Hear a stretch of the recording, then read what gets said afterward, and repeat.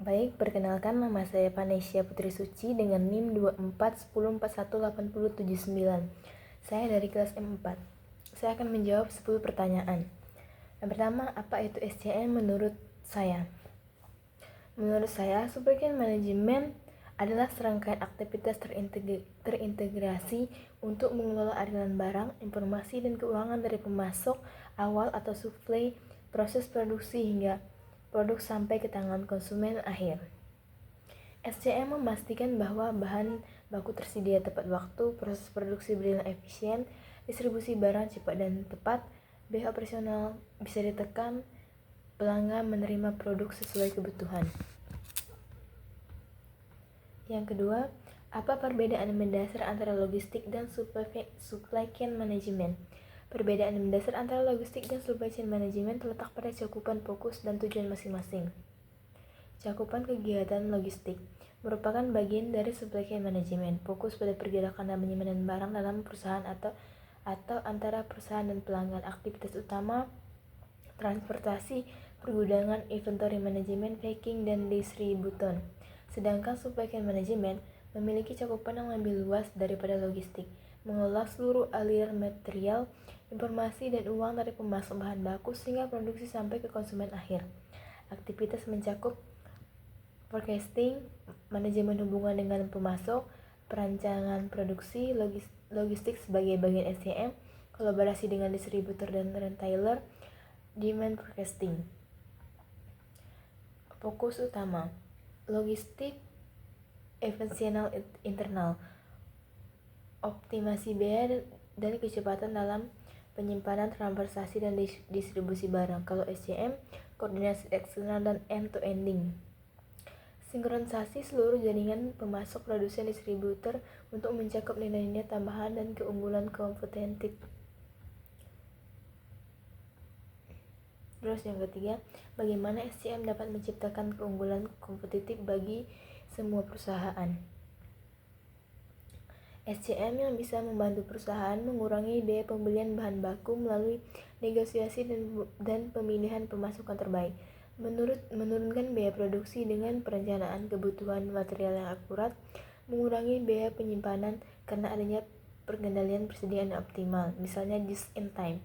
Hasilnya, produksi bisa dijual dengan harga lebih kompetitif sekaligus meningkatkan margin keuntungan.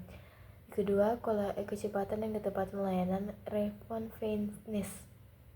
SCM yang terkoordinasi akan mempercepat waktu pengiriman barang ke pelanggan, mengurangi lead time antara pemasaran dan pengiriman, memungkinkan pengiriman merespon perubahan permintaan pasar dengan cepat. Hasilnya, pelanggan lebih puas, loyalitas meningkat, dan perusahaan unggul dalam hal pelayanan. Yang keempat, soal keempat, apa saja risiko terbesar dalam rantai pasok dan bagaimana cara mengatasinya? Risiko dan gangguan, contohnya bencana alam, kegagalan pemasok, konflik geopolitik, keterlambatan impor. Mitigasinya, diversifikasi pemasok, membangun hubungan jangka panjang dengan pemasok kunci, memesan kesehatan bisnis pemasok secara berkala, menyimpan safety stock untuk komponen kritis. Risiko fluktuasi permintaan, contohnya lonjakan permintaan tiba-tiba, perubahan tren, ketidakakuratan forecast. Mitigasinya menggunakan sistem peramalan permintaan berbasis data, berkolaborasi dengan distributor dan retailer untuk berbagi data penjualan real time, menerapkan strategi fleksibilisasi produk. Keempat, menyediakan produk alternatif dan model distribusi. Soal yang kelima, jelaskan tentang block fit exit dan berikan contoh nyata bagaimana hal itu bisa terjadi. Block exit atau efek cambuk adalah fenomena dalam supply chain management ketika fluktuasi kecil permintaan konsumen di tingkat retail menjadi semakin besar saat bergerak ke tingkat distributor, produsen sehingga pemasok bahan baku.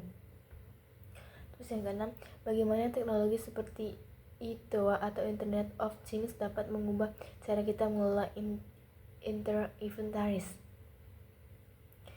Pemantauan inventaris secara real time, peningkatan IoT seperti sensor RFID dan kamera AL dapat memantau jumlah stok secara otomatis, mendeteksi barang masuk keluar tanpa input manual, memberikan notifikasi saat stok menipis atau berlebihan.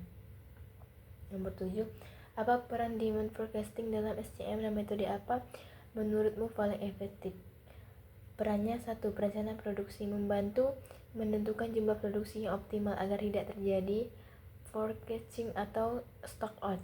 Manajemen persediaan, prediksi permintaan yang akurat, membantu mengatur tingkat persediaan sehingga biaya dapat ditekan.